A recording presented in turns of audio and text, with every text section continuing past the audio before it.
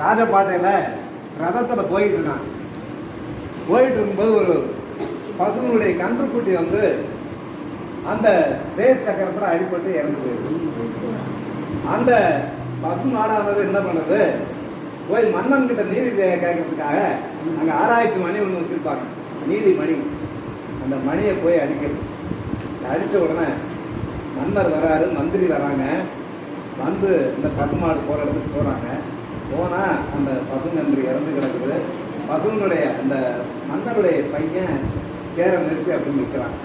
என்னங்கும் போது கேட்காலில் வந்து அடிக்கிறது விழுந்து. அதுவாக தான் வந்து நான் ஒன்றும் பண்ணுறேங்கிறான். எப்படி இருந்தாலும் கண்டுபிடியை அடித்தது தப்பு தான். அந்த பசுவானது எப்படி தன்னுடைய கன்றை இழந்து தவிக்கிறோ அதே மாதிரி நானும் என் பையனை இழந்து தவிக்கணும், அதுதான் நீதி அப்படின்னு என்ன பண்ணுறான். அந்த வேர்க்காரில் அந்த மகனை படுக்க வச்சு வேற ஏற்று என் பையனை சொல்கிறான். அப்பேற்பட்ட அதுதான் மனுநீதி சோழன் ஒரு பேர். பேர் தெரியாது. அந்த மனு நீதியை காப்பாற்றுனதுனால மனுநீதி சோழன். அப்பேற்பட்ட சோழர்கள் ஆண்ட திருவாரூர் மாவட்டம் திருவாரூர். அந்த திருவாரூரில் தண்டியடிகள் அப்படின்னு ஒருத்தர். அந்த தண்டியடிகளுக்கு பிறவிலேயே 2 கண்ணும் தெரியாது. இருந்தாலும் எம்பெருமானுடைய அருளை நினைச்சு எம்பெருமான அகக்கண்ணில் பார்த்து இந்த திருவாரூர் தியாகேச பெருமான் தன்னுடைய அகக்கண்டையே பார்த்து மகிழ்வார். அவர் காலையில் பிடிச்சி இந்த கமலாலய குளத்தில் குளிச்சுட்டு கோயிலுக்கு போவார். கோயிலுக்கு போய் எம்பெருமான் தியாகேச பெருமானை வழிபட்டுட்டு வருவார். அங்கே அப்போ அந்த காலத்தில் சமணர்கள் அதிகம், சமணர்களுடைய ஆதிக்கம் அதிகம். எப்படி இங்கே இருக்கிற புறம்போக்கெல்லாம் இப்போ ஆக்குபை பண்ணுறாங்களோ அந்த மாதிரி அந்த காலத்தில் தமிழர்கள் ஆட்சி இருந்ததுனால கமலாலயத்தை சுற்றி ஆக்கிரமிப்பு பண்ணிட்டாங்க. நடக்கிறதுக்கே வழி இல்லாத அளவுக்கு அவ்வளவு ஆக்கிரமிப்பு. இது இவருக்கு கண்ணு தெரியாது, ஆனால் காது வந்து கேட்டுக்காருங்கலாம். அதனால் என்ன பண்ணுறாரு, திருக்குளத்தை இப்படியே விட்டோம்னா குளமே இல்லாமல் போயிடும் அப்படிங்கிறனால அந்த குளத்தை தூர்வாரணும் அப்படிங்கிறதுக்காக என்ன பண்ணுறாரு, குளத்தில் நடந்து போய் நடு குளத்தில் ஒரு முளை அடிக்கிறார். இப்படியே பல இடத்துல முளை அடித்து கயிறு கட்டுறாரு. மேலே வர பாதை அமைக்கிறார்.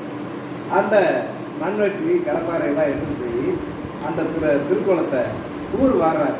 மண்ணை எடுத்து அந்த அந்த காலத்தில் வாழ்ந்துருக்கும் இல்லையா, அந்த இதில் வந்து அப்படியே எடுத்து தலையில் வச்சு அந்த கயிற்றை பிடிச்சிக்கிட்டே மேலே வந்து ஒரு குறிப்பிட்ட இடத்துல கொடுப்பாரு. இப்படியே கொட்டி கொஞ்சம் கொஞ்சமாக அந்த ஊத்துக்கண்ணு திறந்து குளத்தில் தண்ணி வர ஆரம்பிச்சு.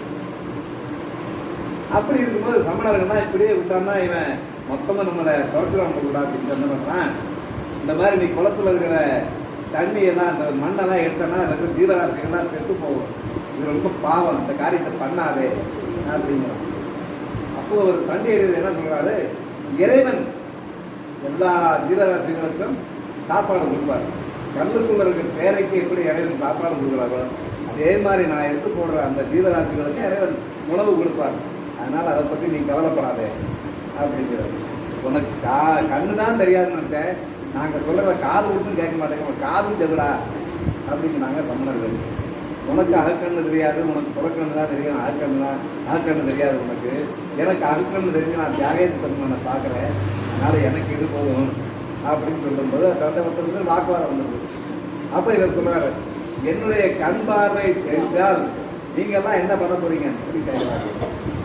உனக்கு கண் பார்வை, உங்களுடைய இறைவனால கண் பார்வை வந்ததுன்னா நாங்கள் வந்து இந்த ஊரை விட்டே போயிடுறோம் அப்படின்னு சபதம் போட்டுறாரு. அப்போ இவர் என்ன பண்ணுறாரு, போய் ஈசன் கிட்ட முறையிடுறாரு. இந்த மாதிரி சமணர்கள்லாம் சொல்கிறாங்க, இந்த ரொம்ப அவமானப்படுத்துகிறாங்க, ஈசா நீ தான்ப்பா அதுக்கு வெயிட் பண்ணணும் இப்படி பிரார்த்தனை பண்ணிட்டு வீட்டில் போய் படுக்கிறாரு. அன்னைக்கு ராத்திரி கனவுல திருவாரூர் தியாகேச பெருமான் வந்து உன்னுடைய சபதம் நிறைவேறும், நீ கலங்காம நாளை காலையில் கிளம்பி உன்னுடைய வேலை பாரு அப்படின்னு ஈசன் கனவுல சொல்லிடுறாரு. அதே மாதிரி அந்த திருவாரூர் ஆண்ட சோழ மன்னன் கிட்டேயும் போய் இந்த மாதிரி பிரச்சனை இருக்குது, இந்த பிரச்சனையை நீ பஞ்சாயத்து பண்ணுவீங்க அப்படின்னு அவர்கிட்டையும் போய் கனவுல சொல்லிடுறாரு. உடனே ராஜா காலையில் கிளம்பி வராரு. அந்த உடனே தண்ணீர்களும் அந்த மண் எடுக்கிறதுக்காக வராரு. என்ன விஷயம்னு கேட்கும்போது இந்த மாதிரி விஷயம் சொல்கிறாரு. தமிழர்களை கூப்பிட்டு கேட்குறாங்க. தமிழர்களை கூப்பிட்டு கேட்க நாங்கள் இப்படி தான் சொன்னோம், இந்த ஆளுக்கு மட்டும் கண்ணு தெரிஞ்சுன்னா நாங்கள் ஊரை விட்டு போயிடுறோம் அப்படின்னு ராஜாக்கிட்டையும் சொல்லுவார். அப்போ ராஜா என்ன பண்ணுறாரு, சரி தண்டியடிகளே நீங்கள் கண் பார்வை தெரியறதுக்கு ஈசனை நீங்கள் வழிபடுங்க அப்படின்னு ராஜா சொல்லுவார். ராஜா சொன்ன உடனே என்ன பண்ணுறாரு, இறைவன் நினச்சி திருக்குளத்தில் மூழ்கும் போது, இறைவா இந்த சமணர்களுடைய கொட்டை அடங்கணும், அதுக்காக எனக்கு கண் பார்வை இருக்குப்பா, என் கண்ணில் ஒளியை கொடு அப்படின்னு தண்ணியில் மூழ்கி எழுந்திருக்கிறாரு. அவருக்கு 2 கண்ணு நல்ல ஒளிபட தெரியும். அதே நேரத்தில் இங்கே இருந்த சமணர்கள் அத்தனை பேருடைய கண்டாவே கடுத்து தடுமாறுறாங்க, ஒன்றும் பண்ண முடியாது.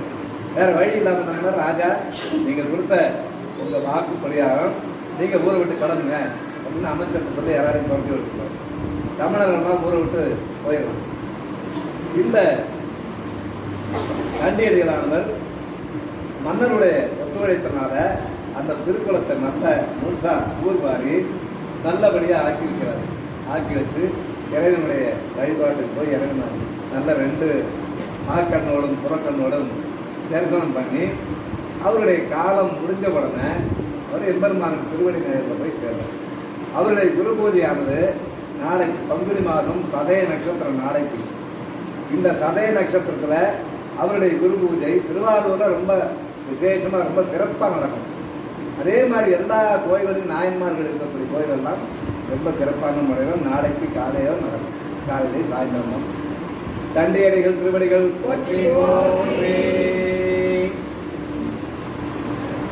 இப்படி யாருக்காது